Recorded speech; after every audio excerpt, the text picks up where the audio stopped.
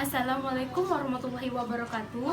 Perkenalkan, saya Tengku Niada Ziwa dan rekan-rekan saya dari kelompok 4. Kami dari Poltekkes Kemenkes Tanjung Pinang ingin melakukan penyuluhan pendidikan budaya anti korupsi dengan tema peran milenial dalam mencegah perilaku korupsi sejak dini pada anak SMA. Puji dan syukur kita aturkan kepada Allah Subhanahu wa Ta'ala karena berkat rahmat dan hidayahnya kita dapat berkumpul pada pagi hari ini yang sangat berbahagia ini. Tak lupa salawat beserta salam saya haturkan kepada Nabi Muhammad SAW dengan melafazkan Allahumma sholli ala Sayyidina Muhammad wa ala ali Sayyidina Muhammad. Tanpa memperpanjang waktu, marilah kita buka acara kita pada pagi hari ini dengan membaca basmalah.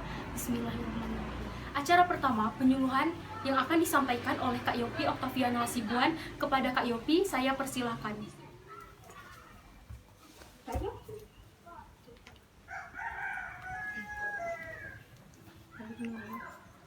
Assalamualaikum warahmatullahi wabarakatuh. Waalaikumsalam warahmatullahi wabarakatuh. Baik, sebelumnya perkenalkan nama saya Yopi Oktaviana Hasibuan. Dalam hal ini saya akan menyampaikan mengenai dulu untuk PPAK. Alhamdulillahirrahmanirrahim. Wassalatu wassalamu ala asrofil anbiya'i wal mursalin wa ala alihi wa ashabihi ajmain amma ba'du. Pertama-tama dan paling utama, marilah kita ucapkan puji dan syukur kita kehadirat Allah Subhanahu wa Ta'ala.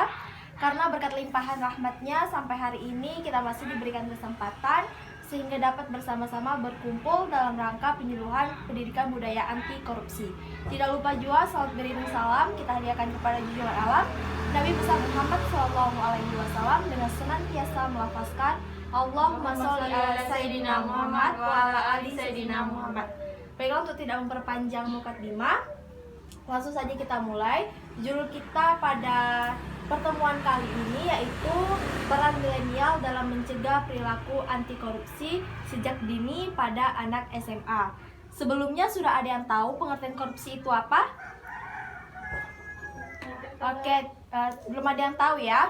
Jadi pengertian korupsi ini secara umum adalah tindakan seseorang yang dimana tindakannya ini adalah merugikan negara. Tidak hanya merugikan negara, tetapi tindakannya ini dilakukan hanya untuk memperkaya diri sendiri tanpa memikirkan orang lain. Itulah pengertian secara umum dari korupsi. Selanjutnya, korupsi ini ada salah satu sikap yang memang harus kita lakukan agar kita bisa mempunyai nilai-nilai sikap anti korupsi.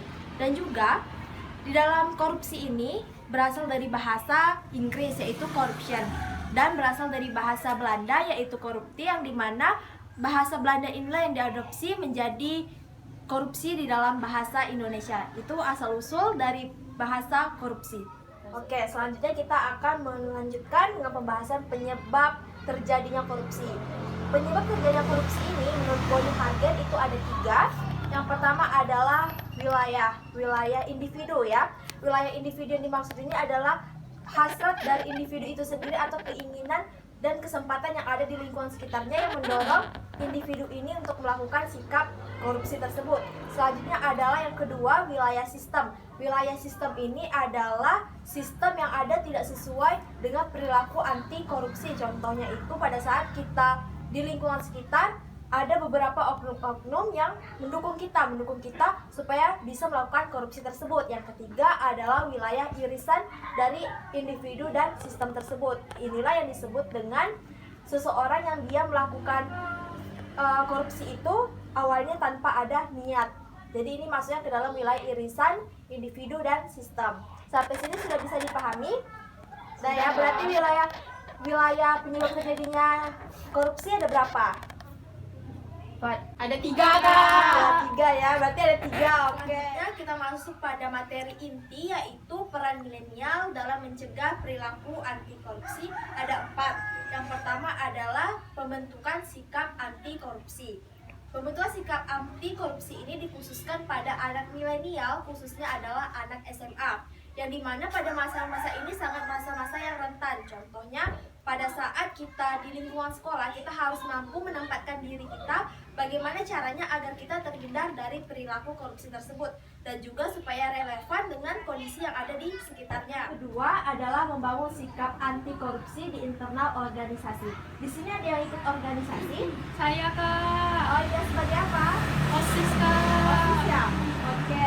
Jadi di sini mungkin untuk adik sebagai OSIS ya di organisasinya itu pasti menerapkan nilai-nilai anti korupsi, terutama untuk yang memegang uang. Yang memegang uang ini adalah bendahara. Berarti di sini si bendahara harus mempunyai sikap yaitu kejujuran agar dia tidak mau melakukan korupsi tersebut. Karena banyak beberapa faktor yang mempengaruhinya. Contohnya itu seperti temannya ataupun dia mempunyai kebutuhan yang dimana dia harus memenuhi kebutuhan tersebut. Nah, jadi itulah yang harus kita bangun sejak SMA ya. Yang ketiga adalah anak SMA dapat melakukan peran preventif terhadap sikap korupsi ya. Jadi kalau misalkan peran preventif ini adalah kita harus mencegahnya sejak dini, apalagi kita adalah anak-anak SMA yang dimana kita mempunyai pendidikan yang artinya kita harus mampu berpikir mana yang baik dan mana yang buruk. Jadi kalau misalkan di sini saja kita tidak bisa memilih mana yang baik dan mana yang buruk, maka kemungkinan besar sikap anti korupsi itu sangat sulit untuk ditanamkan dalam diri kita. Dan di sini adik-adik bisa berikan contohnya seperti apa? Ini adik-adik ini boleh berikan Contohnya ya Kak, yang saya tahu aja ya Kak. Ya. Kalau menurut saya itu bisa dari lingkungan keluarga, misalnya di rumah, bisa dengan kawan-kawan, dengan adik-beradik. Jadi kita harus menerapkan itu semua di dalam keluarga kita agar tidak jadi korupsi. Oke, baik ya. Bagus pertanyaan, tepuk tangan dulu.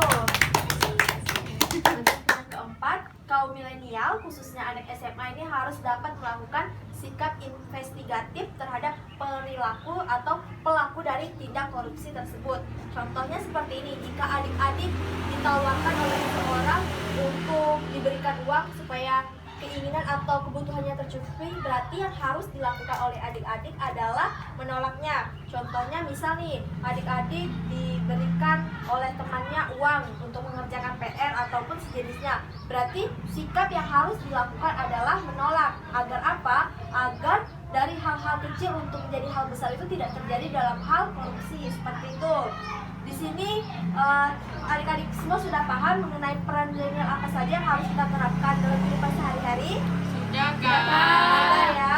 Oke, jadi kalau sudah diharapkan setelah ini adik-adik bisa mengimplementasikannya dalam kehidupan sehari-hari, karena dari kitalah memang yang harus memulai dari diri kita masing-masing, dari individu kita masing-masing. Karena dengan begini maka generasi penerus bangsa itu akan menjadi generasi pelurus, tidak hanya penerus ya. Karena kalau misalkan penerus itu belum tentu benar. Oke, kita yel-yel dulu ya. Jadi kalau misalkan kakak bilang korupsi, semua bilangnya no. Gini ya tangannya. Kalau misalkan kakak bilang prestasi, berarti yes. Atau yes, gini juga boleh, nggak apa-apa. Oke, kita coba ya. Korupsi, No. Prestasi, Yes. Oke, tepuk tangan untuk semua. Sekian dari kakak untuk materi atau pemaparan kali ini. Apabila ada kesalahan, saya mohon maaf. Saya akhiri dengan ucapan wabillahi taufiq wal hidayah. Wassalamualaikum warahmatullahi wabarakatuh. Dan saya kembalikan ke MC. Terima kasih. Waalaikumsalam warahmatullahi